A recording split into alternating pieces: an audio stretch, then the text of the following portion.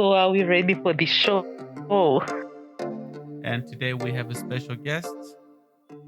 Who knows who this special guest is? Tete Gwen. Okay, Tete Gwen. Who's Tete Gwen? Our aunt. Our aunt in Zimbabwe. Okay, Tete Gwen is my sister. And we've been wanting to speak with Tete Gwen for a very, very long time. Okay, so why do we want to speak with Tete Gwen? Because we want to talk about her, what's it called? Organization for Albinism. Yeah, we'll talk and about her that too. Childhood as an albino. We'll talk about that too. I know. Life. Your life, yes. You guys have met Tete Gwen, right? Yeah. You remember that? Yeah. I I don't really. You don't really? Yeah, I do. How long ago was that? How So old they are were you? only 4. You were only 4 then? Yeah, that's great. Okay, well, so maybe we'll need to look at some pictures.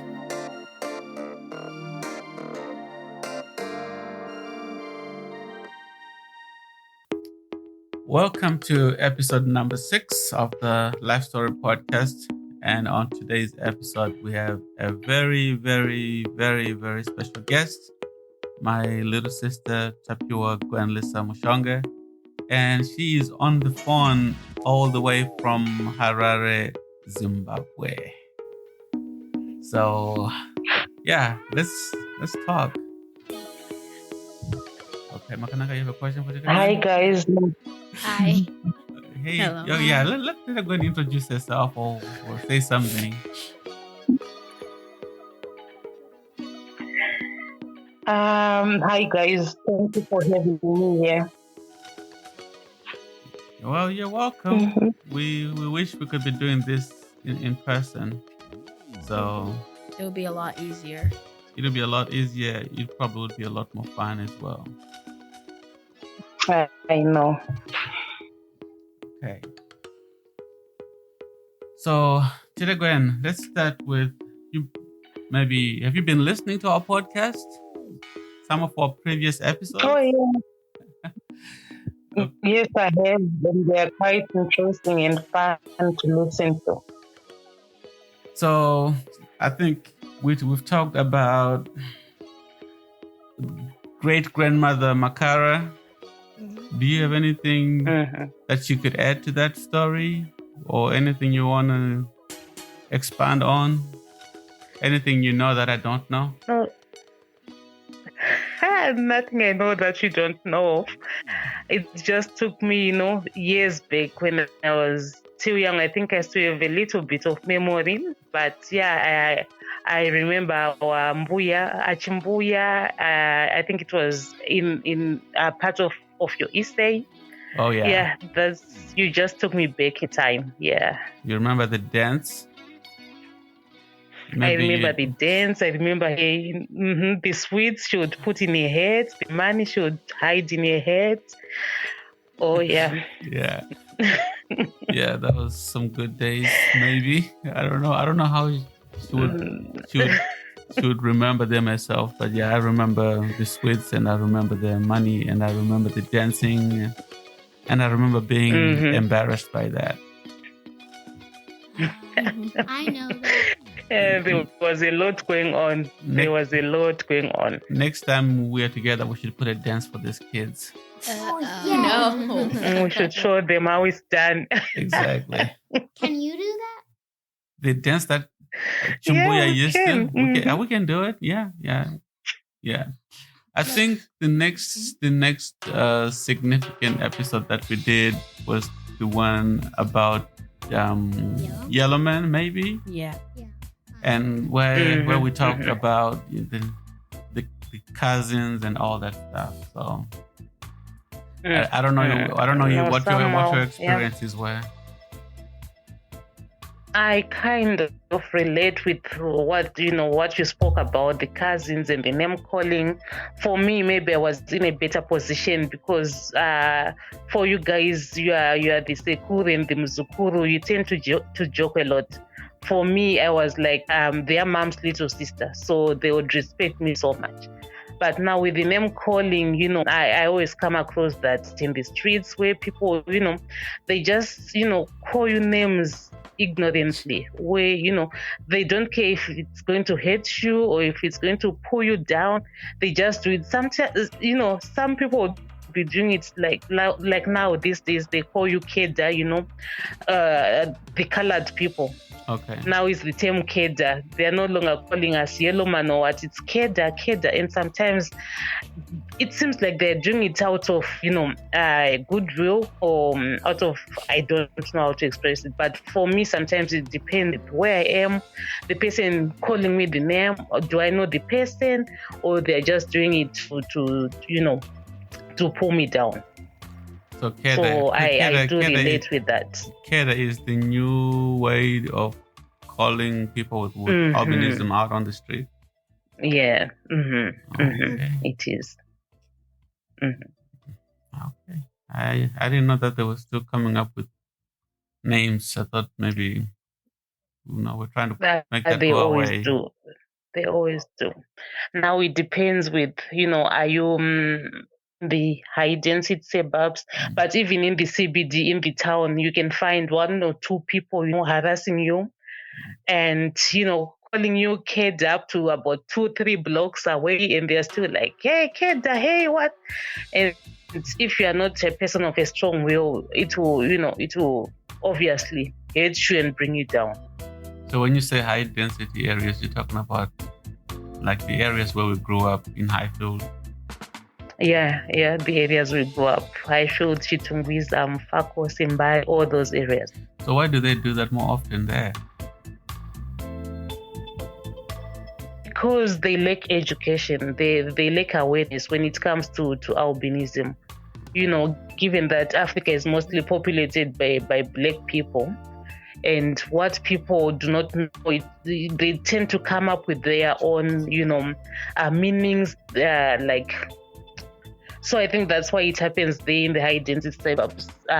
Children are not taught about these things when they're still young. You were saying something about the children in the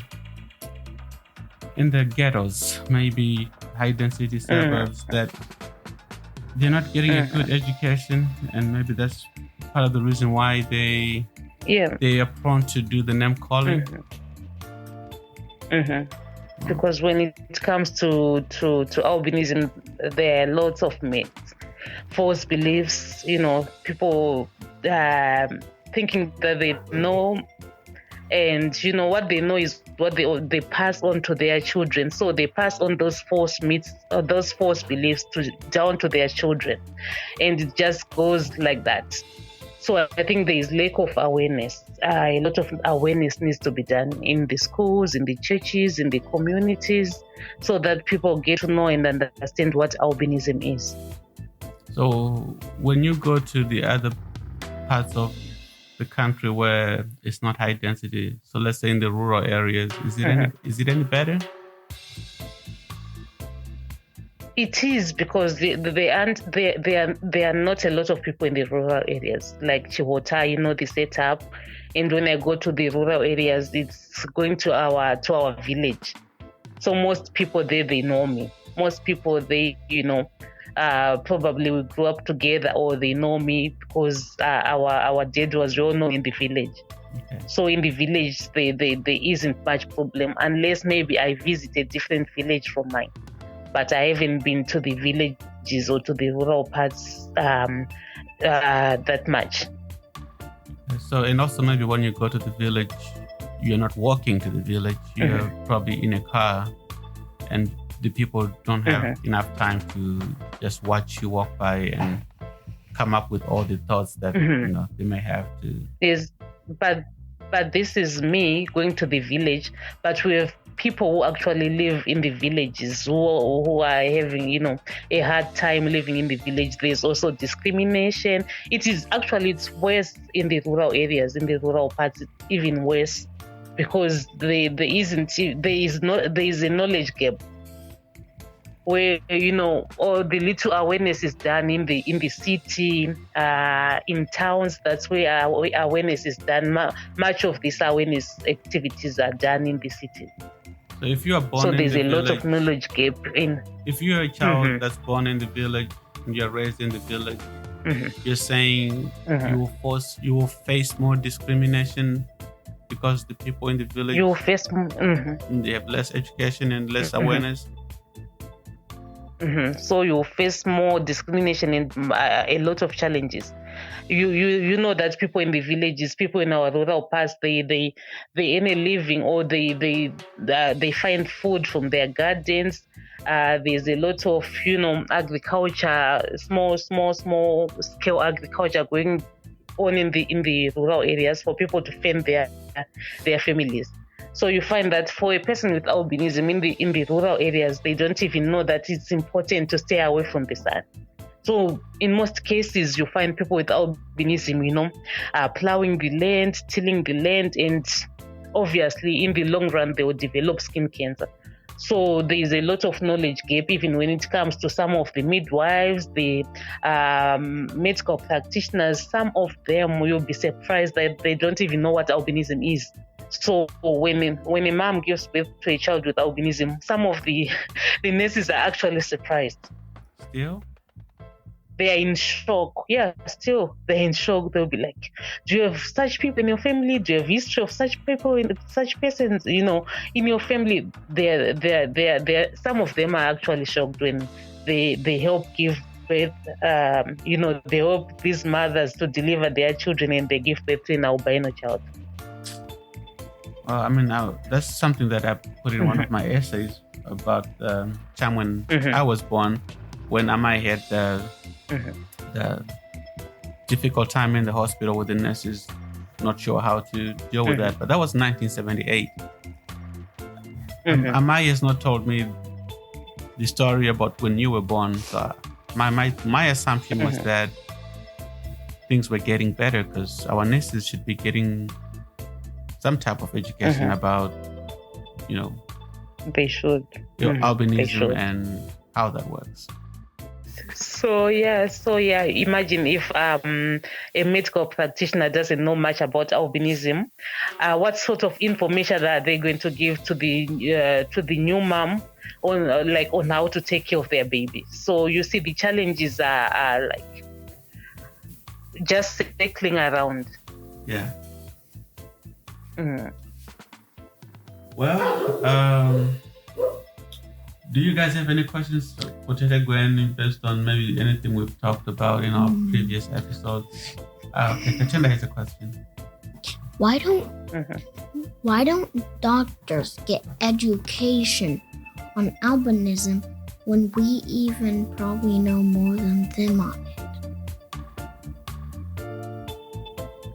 Did you hear the question, Tete Gwen? So he's asking why. Maybe you can say it for him. Why doctors are not getting education on albinism when these children, as young as they are, already know about it?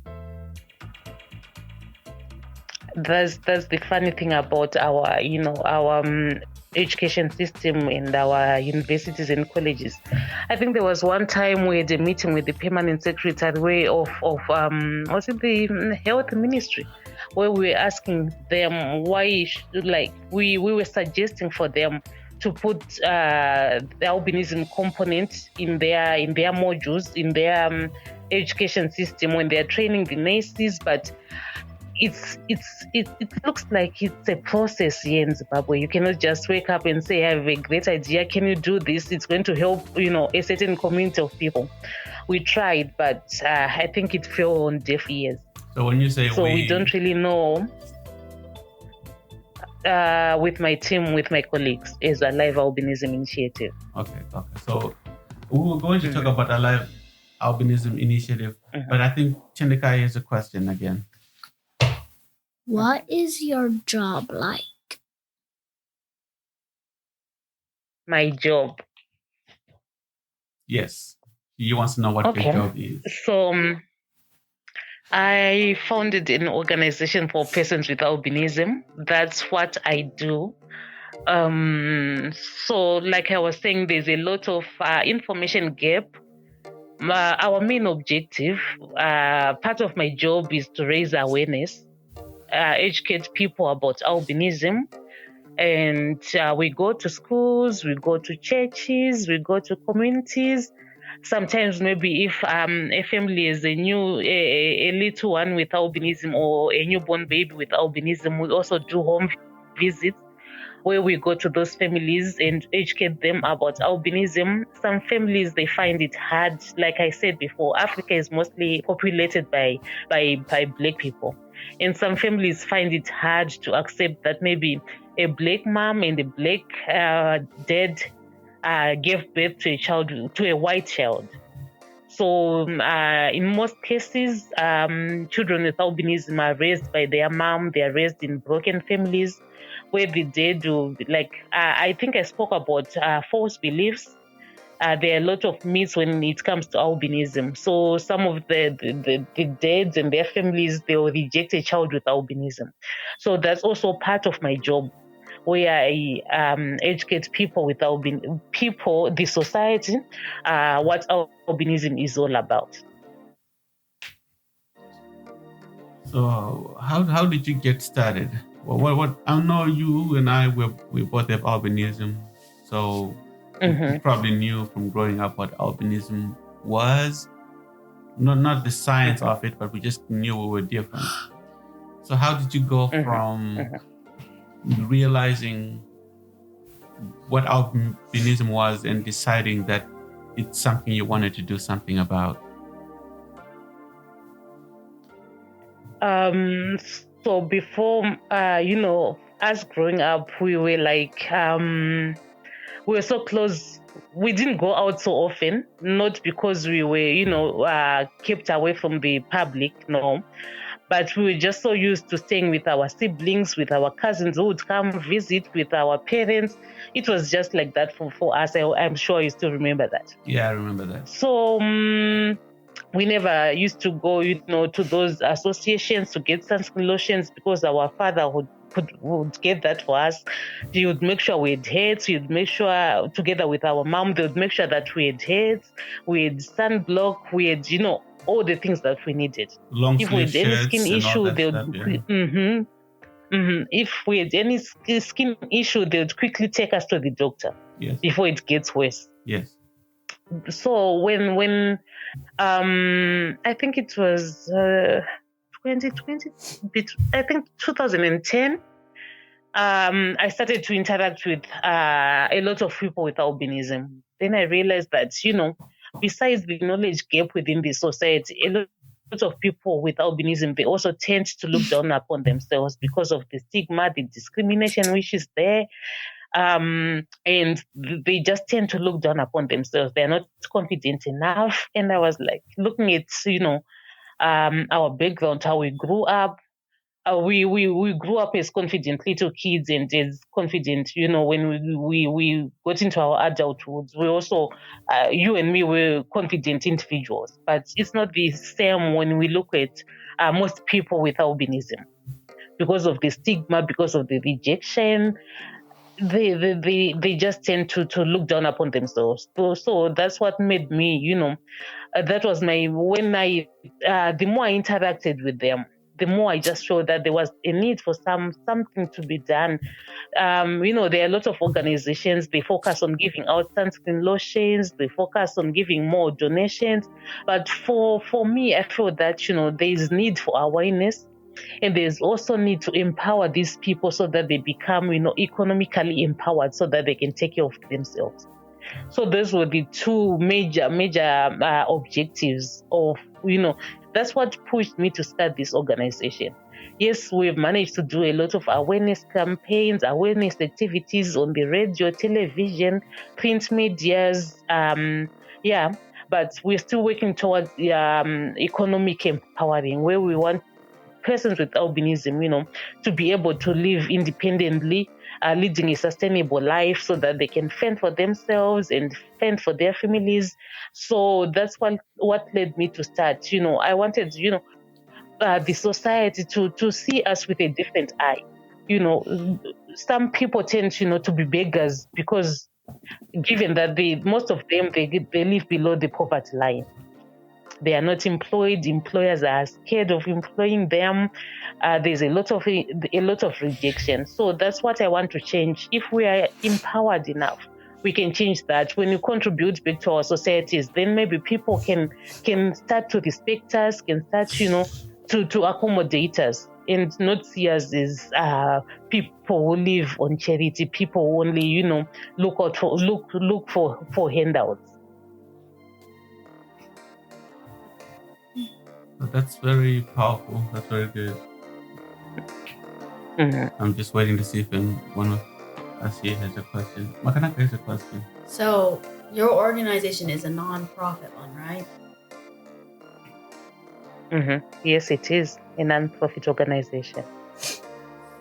So, Makanaka, do you have a follow-up question? Like, does it run on charity, I guess? So, like, how do you guys finance all this, your activities? What do you guys get the support to keep doing your mission?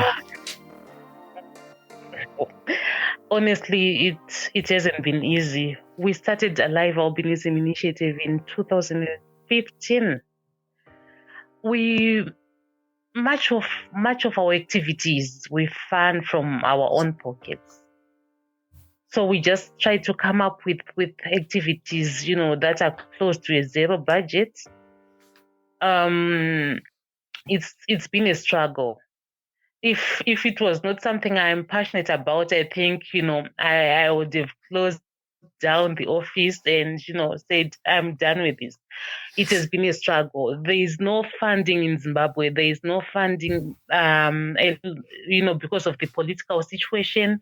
A lot of NGOs, they moved, they shifted their focus from Zimbabwe to some other countries, some other African countries, or maybe some other Asian countries. No, so there isn't much funding in Zimbabwe.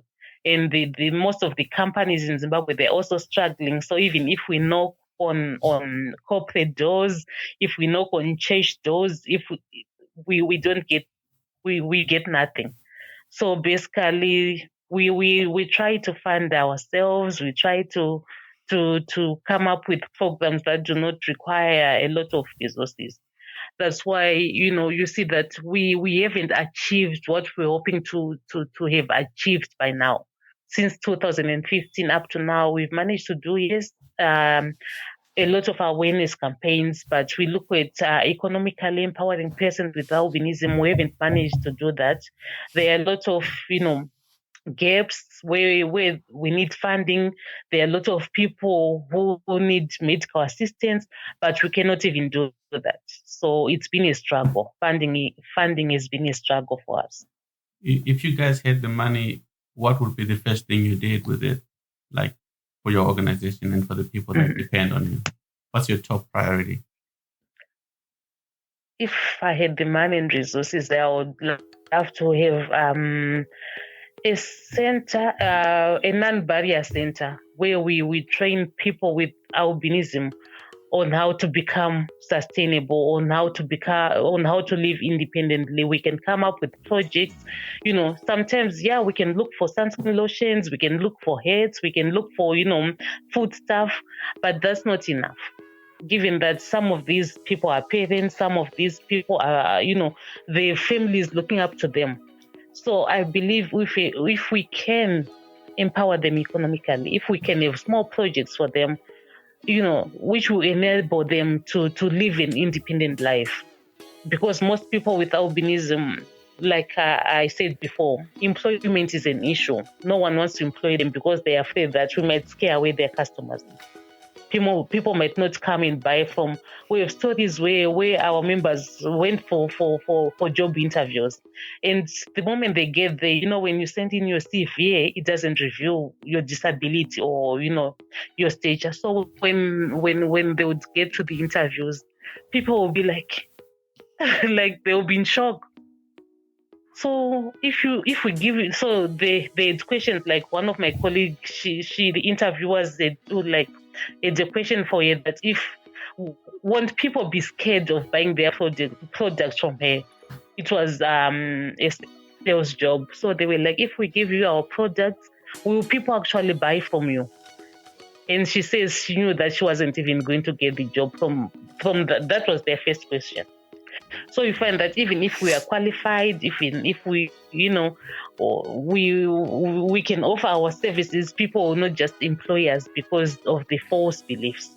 So we would like to be in a position where we can, we can set up small projects so that people can just take care of themselves, fend for themselves, and contribute back to the economy or to the society, just like everyone else. So back to the friend that you were talking about.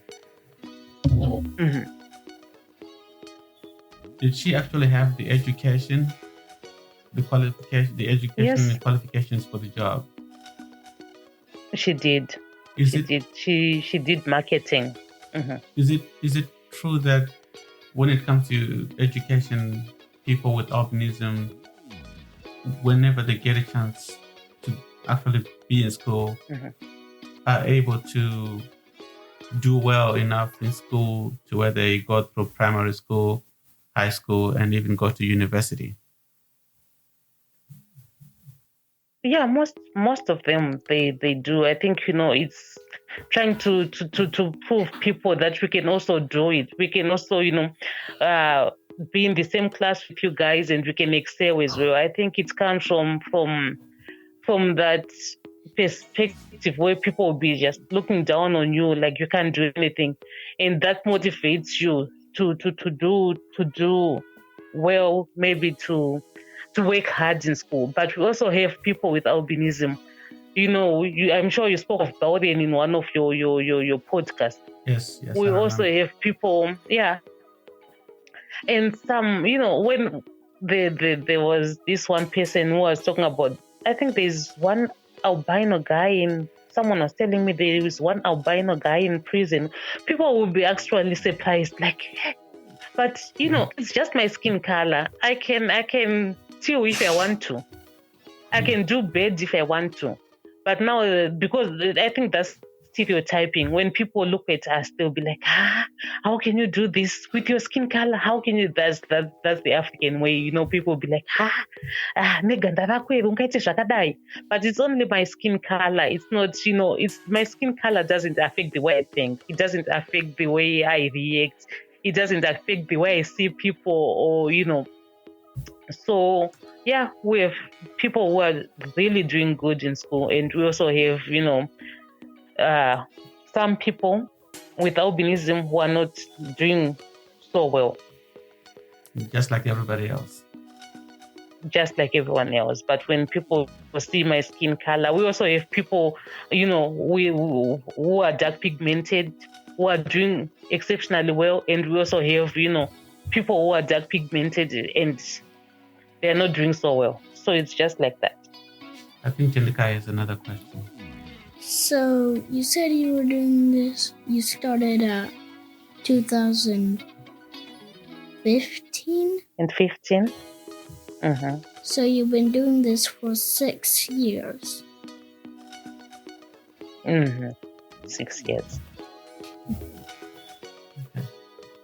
So was it before, was it that many years ago now that you went to India? Can we talk about what you were doing to, I guess, educate yourself on how to run an organization?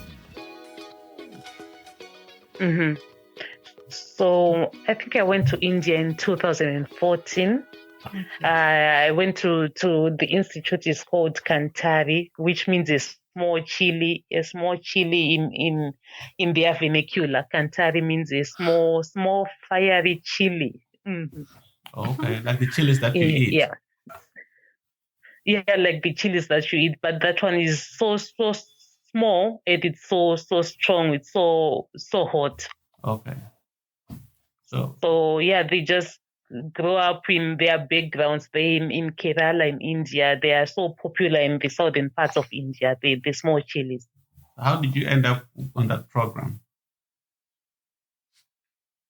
So it's a funny story, but I'm not going to get into that. So I met this guy. He's blind. We just met at it was an expo for people with disabilities. So I think it was about 5 or 6 of us on the table, and this blind guy came. we started talking, and when he was telling me about Kantari, people were like leaving me with this blind guy. They were like, Gwen, get to know more about India. Maybe you'll go to India. So it was 5 or 6 of us, and I was left as the only one listening to this guy who was telling us about India, how he went to India. And he was like, Gwen, would you want to go to India? And I was like, yeah. He said, okay, this time next year we'll be in India.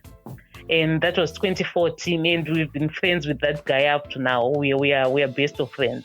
So that's how I got to know about India. He had been to India himself before me. So that's how I got to know to India. And out of the 6 people, I think I was the only one who made it to India. Some of my colleagues back then were not interested. So what happens in Kantari is when they take up about 26 to 27 people each year who are coming from different countries across the globe, from different backgrounds, and they train you on how to run a successful organization. So you might have an idea of what you want to do, but when you go there, they perfect you.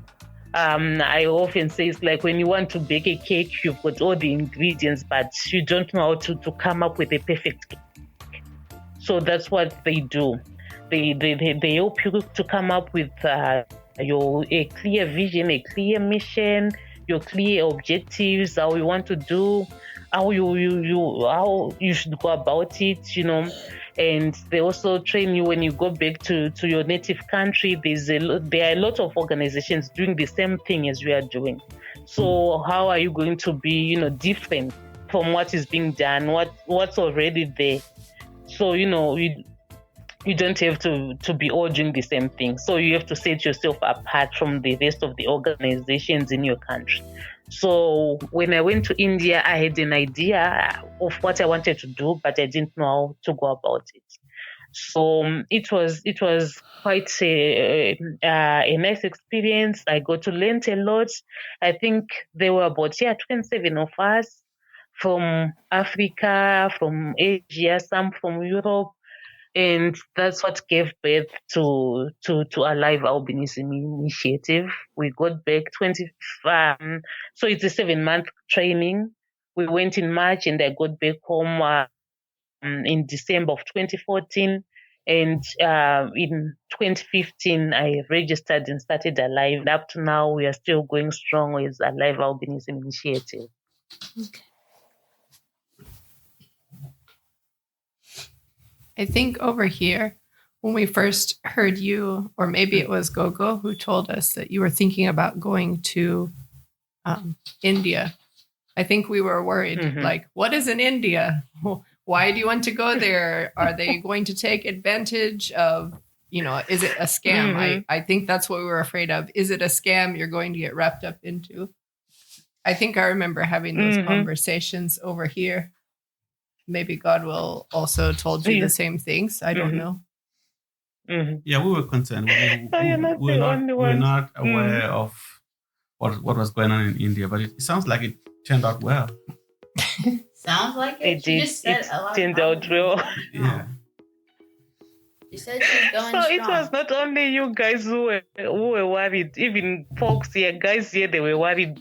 When people think of India, they think of, those slums. They think of, piles of garbage. Maybe people, there are a lot of, if you go onto the internet, there are a lot of, not so good things you can find about India. Just and like people even think here, about Zimbabwe. When you see pictures of Africa on the internet, it looks like no one's got shoes. Yeah. People were like, do you know India that well? We are going to be walking. You can even walk for 12 hours. Do you know what you're going to do? What you're putting yourself through? And I was like, I trusted that guy. And I was like, no, I will see when I get there. I was so determined. But people were like, But I guess, you were talking about you were talking about confidence. We were different in that way. So I guess our parents did give us some strong confidence in ourselves. So yeah. It shows. No, they did. Okay, I think Vanessa has a question. They did. Did people Mhm. go with you to India? Your friends. What's the question? Did people go with you, like with your friends, with you to India? Oh no, I went with two people from Zimbabwe, two more people from Zimbabwe. So it was me. There's a girl named Tracy, and there's a guy called Carter. With Carter, we are friends up to now. With Tracy, we spoke when we meet, we speak. But with Carter, the other guy, I went with. So it was two guys, two ladies, and one guy from Zimbabwe. So it was three people from Zimbabwe, and we've remained friends. Especially with the guy, we are good friends. Okay. Now, were they also going for the same reason, like to start an organization for people with albinism, or did they go to start organizations for other reasons? So with Carter, the guy, he was starting an organization for widows and single mothers. They also have challenges of their own in Africa, maybe in India, in Asia. So he started an organization for widows and single mothers. With Tracy had a lot of ideas, and she wanted to, when we went to India, she wanted to do a project on child-headed families. Like we have children who were left when they were affected by HIV. Sure. It's either their parents died because of HIV, they were being taken care of their grandmas, and the gogos, they die as well. So we had a lot of children who were left to take care of their siblings. So maybe we had a 12-year-old taking care of their little siblings, or we had a 14-year-old taking care of his siblings because the parents had died. Both parents, maybe most of their family, they had died of HIV/AIDS. So that's what she wanted to do when we went to India. That was the project. Okay. So after India, we know that you've traveled to other parts of Africa and even Europe and the United States. So what has it been like as you go to other countries? What do you see in terms of how albinos are treated? Maybe we can start talking about the African countries that you've been to. Is there anything that's happening in other countries that's not happening in Zimbabwe?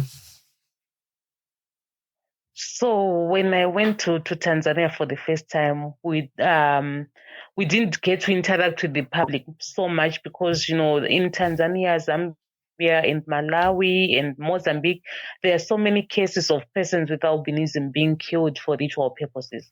So we had security all around us, with the policemen all around us. We were treated like the VIP because they didn't want anything to happen to us. So the government really invested in that. So are you saying that things are so bad, are even worse in other parts of Africa than they are in Zimbabwe? They are when it comes to killings of persons with albinism. It's so bad in those countries that I have mentioned that you are even scared of traveling. When you want to go to Zambia or want to go to Malawi, you think twice before you do that. But sometimes when we have a conference, you just have to go. But each month we get information, we get news about someone, a young child is maybe old is 2 years or 7 months, being attacked, their hands being cut off, their fingers being cut off.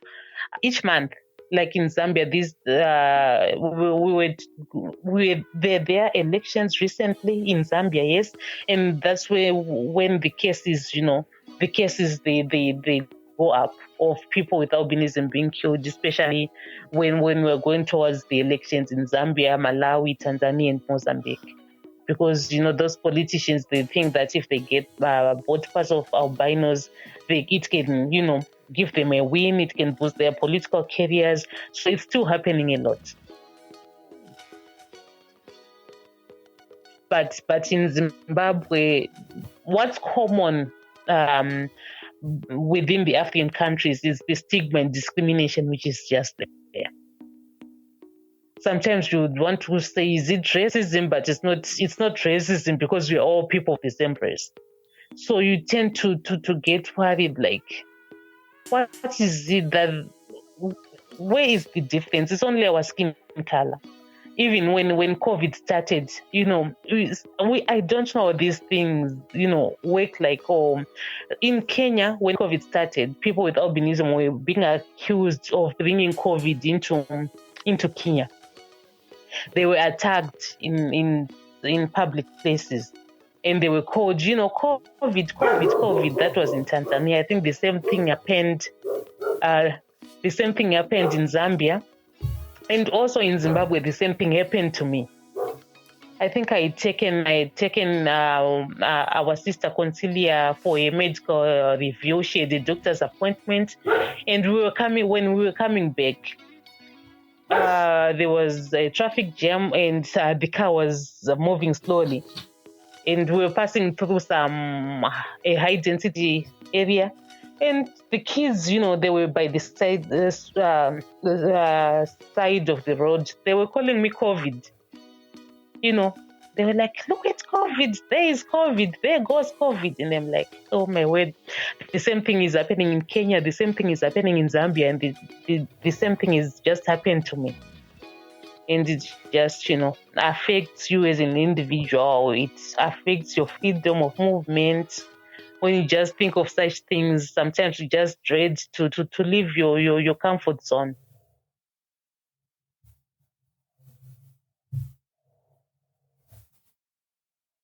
Here we have something like after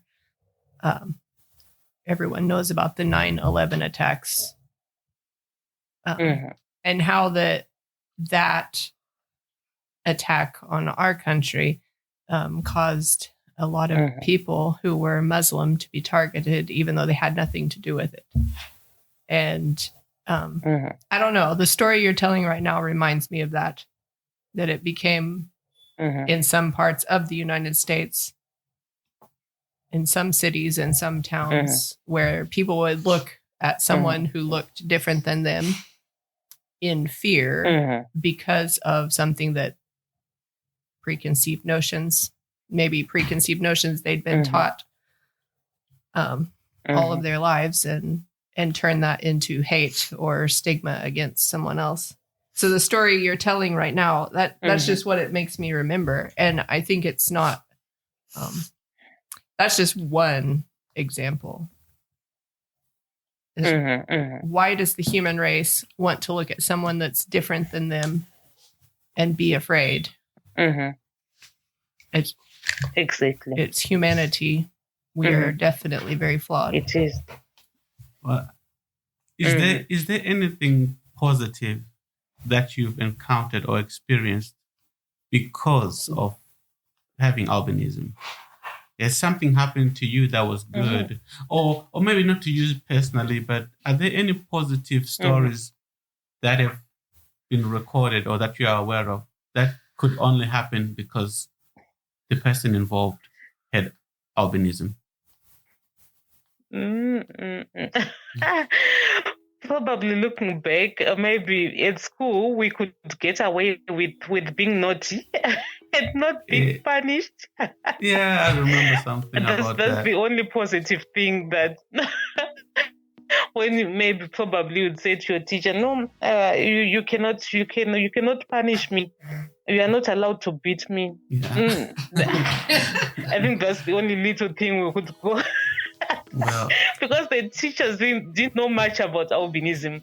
So you just say, when you didn't do your homework, or when you were making noise and the teacher wants to punish you, or give you a little beating, you say, my mother told me to tell you that you should not beat me. if you remember my essay about mother, talked about, am I coming to school and talking to all the teachers? I remember in third grade in particular, Mrs. Mavunga, she decided that she was going to punish me anyway. And she got a switch.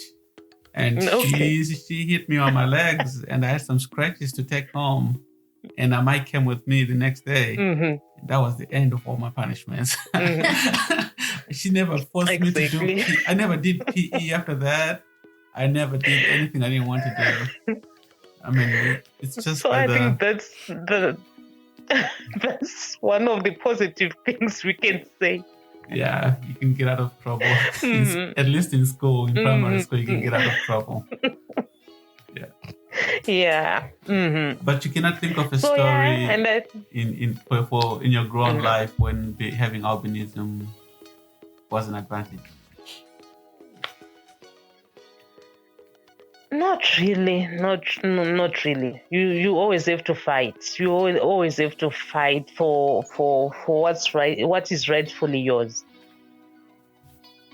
Even as a little thing is the other day, I think I got into an argument. You know, when we get into our supermarkets, there's one till where the elderly or people with special needs can go straight ahead. They can go straight ahead in front of everyone in that particular till.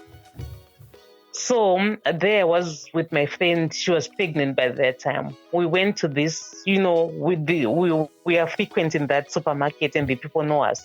So we went to that straight ahead. As we were about to pay for our groceries, there were some ladies in the queue. They made a fuss out of it, like, why are you jumping straight ahead in front of us? And like, this is our till. You can read there. It says the elderly and people with impairments.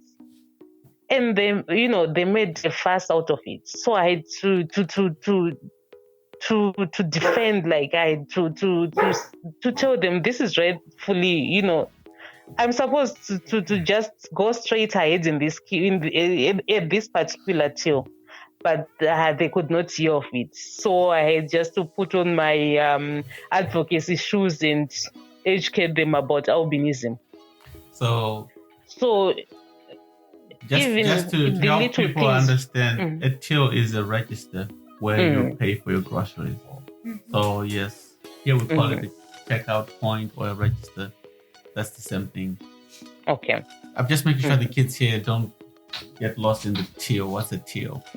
All right. So yeah, even when something is rightfully yours, you just have to fight for it. I have a quick question. So I always say, when it.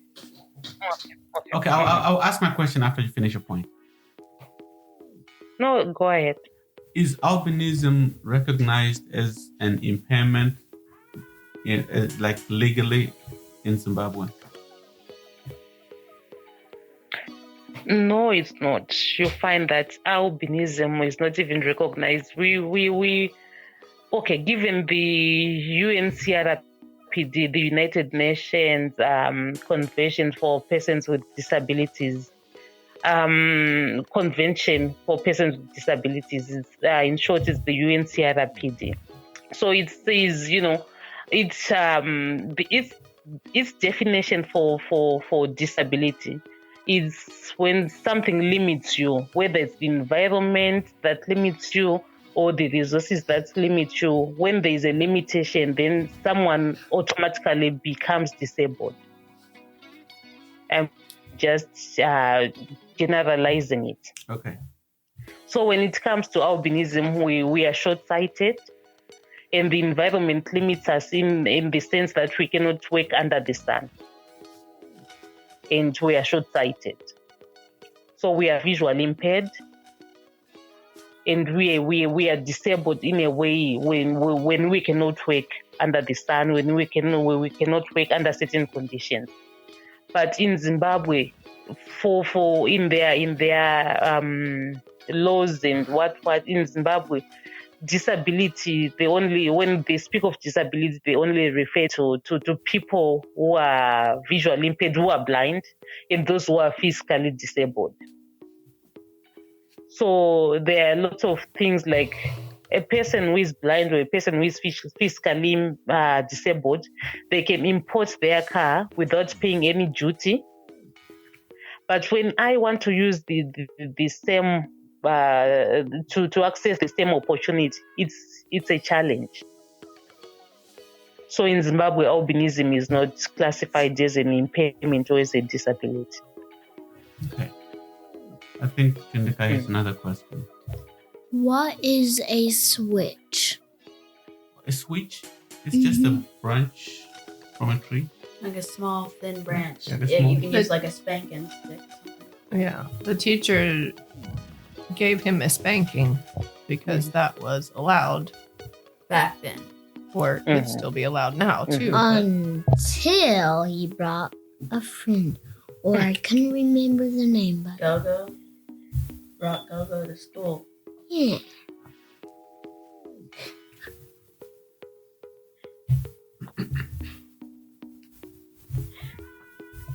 So what about when you've traveled outside of Africa? Have you been able to encounter other people with albinisms? I remember in the UK, I met a couple of people with albinism. I think it was from Pakistan, I'm not sure. And in India, I think I saw one lady with albinism, but they also have lots of challenges in India when it comes to albinism as well. I remember one guy was like, he wanted he was saying he had this magic and he could turn me into, I don't know if he was going to turn me into a black person or into an Indian person, I don't know. But he was like, I can make this go away. Okay. So yeah, he didn't understand what albinism is. He was telling his daughter to tell me that he can make this go away, and the daughter was trying to explain to him, no, you cannot. It's a condition, but the old man was not getting it. Was that in India? So I don't know what he was going to tell me. Yeah, that was in India. I don't know what he was going to tell me into. That he would become a very rich That was man. in India. Yeah. And when I visited the States, I didn't. I think I saw one person with albinism, but Was that me? I Was that me or was that somebody else? Yeah, it was you. No, I think it was someone else and then you. But I didn't notice my difference. I was like, I think I got one compliment when I was in Nebraska. A young girl came up to me and she was like, where are you from? And I told her, and she was like, you are so beautiful. And I think she's the first person who is not related to me who has ever told me that. And I didn't get any reactions from people in a negative way. I think I can concur that no one has called me beautiful. but since coming to the United States and moving to America, I have not dealt with as much negativity as I did growing up in Zimbabwe. And I've had some experiences where maybe two very specific instances where I was discriminated against, and it was definitely a racial type discrimination. But in general, I haven't found my life to be at a disadvantage because of albinism. So I can relate to what you're saying. Coming to America, it's been a very different experience from growing up in Zimbabwe. It has been. It was. He does have a story. With Asia, he does have one. Oh, sorry. No, I said I was going to say you do have a couple of experiences with people who just not understanding what they're seeing. One was an older person that we took care of that thought his skin was dirty. Yep. So she would be like, you need to wash that. And And another time when the kids were in public school, there was a little kid. We were sitting outside the office for some reason, Godwill and I, and a little kid stopped and he was like, "What is on your skin?" Godwill's like, "These are my freckles." And the kid was, I don't think the kid was actually convinced. Yeah. He was just like, what in the world? I notice. I also get that a lot. I also get that a lot. I think I remember one day I went to the kids' school, and here in Zimbabwe they would actually call, like, I'm sure it's your coffee. I don't know. For us, it's our tea leaves. Now we have tea bags, but back then we used to have tea leaves, which were not pegged in the tea bags. So they actually call me. They will be like, "Hey, look, like masamba nemkaka." It's like tea leaves with milk. That's what they would call me. And Noku that she kept quiet. When we got home, she was a prefect at the school. She was like, "Mom, did you hear what that child said?" And I said, "Yeah, I heard it." And she was like, "I wanted to tell you, that's not tea leaves and milk. That's my mom. It's called albinism." But I'm sure the next day she went and looked for the child and and told her that it's only a condition, because I make sure that whenever I go for my activities, awareness activities, I take the kids with me. And then there's this one funny story, for us, sometimes we go to our pastors to get prayed for.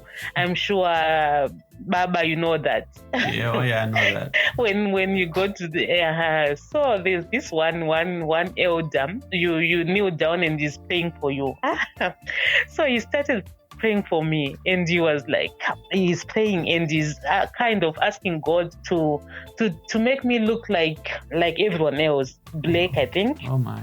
He's praying that all these freckles be removed, and he's praying, and I started laughing, not making noise, but I was just laughing and crying at the same time.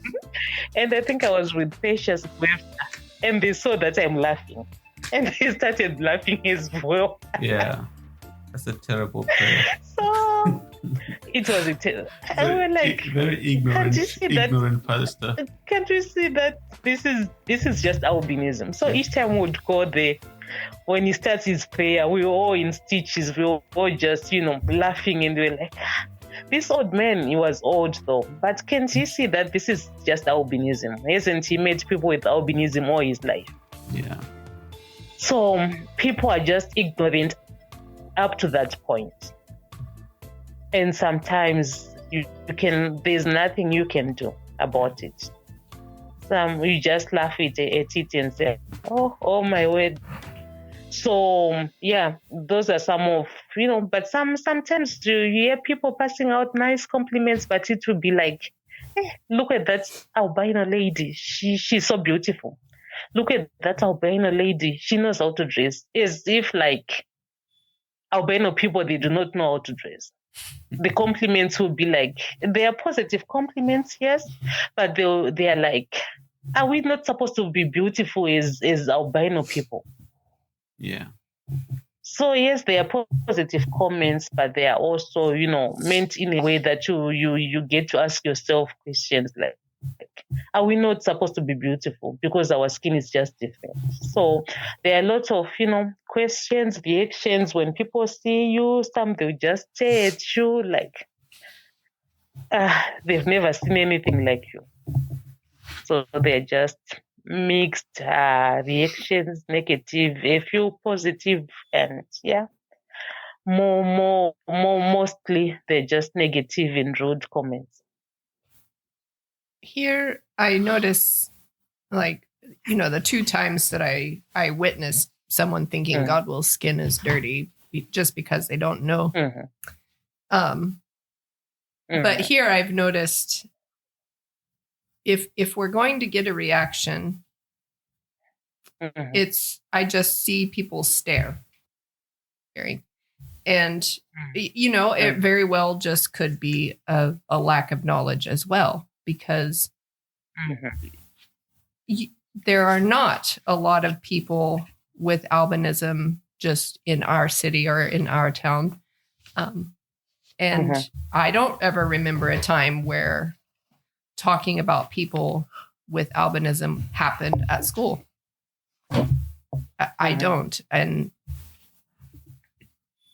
I think probably it's just a lack of knowledge and understanding. But obviously here there's less there, to my knowledge, there isn't a huge stigma amongst the general population about people with albinism. But you do notice every now and then people staring. And it's the obvious kind, not just they look up and see you, but like as you pass by, their whole head turns to see you go by type of stare. Then you know they're actually staring. That's what I'm talking about. Not just, oh, somebody looked at me at the store with my husband. No, I'm not talking about that. But like the obvious. And I know the type. I know the kind. So you do have some of that, but we don't notice it. I haven't noticed it recently, but there have been times. And then the other things that we get here is the questions. Like I've had people ask me, like, are you guys discriminated against? But it's not because of God will's albinism. It's because we're an interracial couple. Not a mixed race couple, sorry. No, well, I'm not. Our children are mixed race. We're interracial couple. I've had someone in particular that's related to me stop me and question me about that. Like, they're in Oklahoma. How is your experience? And it's like they don't see much of it. And I was like, well, here in Oklahoma, I don't know, except for very old people, we aren't given any sort of trouble. And even the very old people don't give us trouble. They're just the ones who are be like, well, in my day, we did not marry someone from not our race. But that's just here. Well, but with Steph bringing up being married, we can cut this out if you don't want it included. But you're not married now, but you have children. So how did being albino affect like your dating life and then getting married and then getting divorced? So I think I often say that our challenges they derive from the moment from birth up to the time maybe we live at the time we die, because like I told you, like when our albino children are born, there isn't much knowledge. Going to school, there isn't much knowledge, and there's a lot of discrimination. Also, when you get into your teenage years, when there's dating, there's a lot of things going on, and it is also a challenge especially for albino women to date and to get married is a challenge. Because for you guys, for the males here in Zimbabwe, in Africa, as long as you have a stable job or you can provide for your family, then your in-laws will not look much into your condition. As long as you can provide for their child, that's fine. So for the girls, it's much of a problem when they look at you as a burden. You want to come into their family, you've got a condition, you want their son to take care of you. The son is, disgracing the family because he's marrying someone, who's been cursed, or someone, who is not accepted by the society. So dating is actually a problem for ladies with albinism, and getting married is even worse. Let's say your husband goes against the family, he marries you because he loves you. You find no peace, like what the Nigerians say. You will not have peace because you also face discrimination. They might not even, obviously they don't like you, they might not like your children. You're not allowed to participate as their daughter-in-law. You have your duties in Africa as a daughter-in-law. When they do not like you, you will not participate, you will not take part in their family activities. So it's just like that. So for me, in school, people would date. And I think I would be left as the only one without a boyfriend because people didn't understand more about albinism. You know, it won't be so cool for a young boy to say I want to date an albino girl. So I think I started dating maybe in my 9 when I was 19. That's maybe when I started dating. I think I got married at 21, and at first I didn't see, like, I thought my in-laws, they were okay with me until maybe when we were having arguments with my ex-husband. Like you said, I'm now divorced. Then he would say I should have listened to my parents, I should have listened to my relatives. They told me not to marry you, they told me not to bring shame into the family, things like that. And also, I was young, I didn't notice a lot. But you find when you go to our funerals in Africa, it's the daughters-in-law who cook, who serve food, who participate, make sure that people are, our funerals, there are always big crowds and what. But for me, with my mother-in-law, should make sure that I'm seated at a corner there with my child. She'll be like trying to play all nice. No, you go and sit there. I will do your part. I will do your duty. So she would assume my responsibilities. She would do my roles, the roles which were supposed to be done by me as a daughter-in-law. She would take up those duties and responsibilities, only to be told that no, she doesn't want people to see you as a daughter-in-law. She was ashamed of being, of having a daughter-in-law with albinism. But for me, I didn't notice, I just thought, she's, she wants me to raise, she wants me to take care of the child, but she was doing it in such a way that people would not notice that I'm there as a daughter-in-law. So those are some of the challenges. Dating is a problem, marriage is a problem, but for some, they're happily married, but this is my own experience that I'm sharing. What about raising children as a single mother who also has albinism? How has that been going? Are there additional challenges that you have to navigate? So when I started my advocacy, I also met a mother who was a single mom with albinism. And she told me, she was like, my sister, you know what? When our kids grow older, they will be embarrassed to be seen with us. They will be ashamed of having, having an albino mom. That's what this lady told me.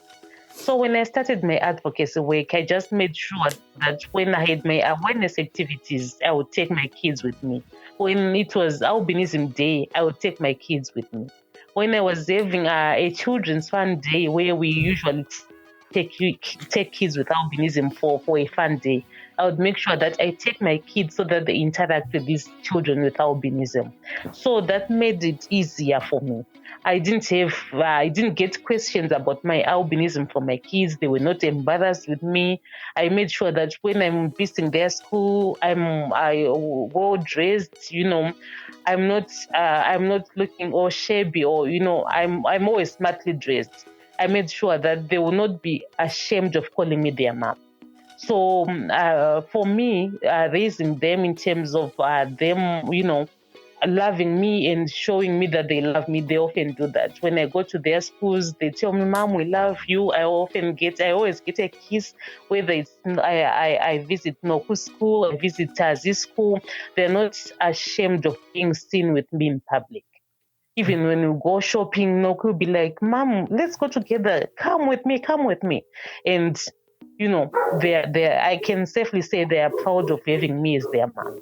But now, for most single parents, it's not easy being a single parent, raising 3 kids. There are a lot of responsibilities financially. There are a lot of, your kids being teenagers, adolescents. There's just a lot going on. And as a single mom, it has not been easy. But, sometimes I just thank God that I have a loving family. I have you guys. I have, you guys, you assume some of these roles and responsibilities, which fatherly responsibilities. you take care of my kids. They know they have their uncles there, and you've made it easy for me to bring up my kids. You've been there, you've supported me, and my kids know that you play a big role in their lives. So that has also made it easier for me. The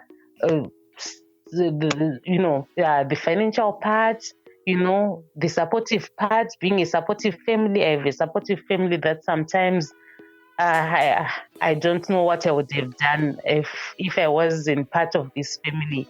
If I wasn't part, if you guys were not part of my family, I don't know what I would have done. Well, So yeah, we are very. It hasn't been easy, but we're very happy and glad, and we wouldn't ask for a different family. We just love the family that God has given us. And that's what I love about the African culture, where we said kids are raised by a village, by a community, by a family. Sometimes I know if I'm having maybe problems with I'll say, Seklu Godi, Seklu Fare, please talk to this one. If my boys will be like, Seklu Swin, come and talk to my boys, they are being naughty. So that makes it easy for me as well. It's, when we say kids that are raised in a community, it takes a village to raise a kid. It takes a village to raise, So the same approach has been working for me here. I've Gogo, I've you guys, I've their aunties. So you are all helping me into raising my kids. So I appreciate that.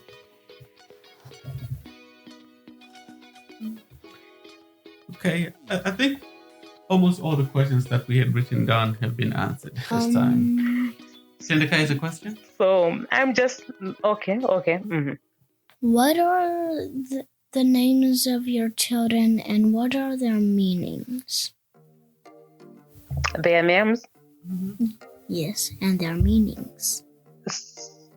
And their middle names? The meaning of their names. Okay. So Nokutenda, that's the girl. She's the first one. Nokutenda means with faith.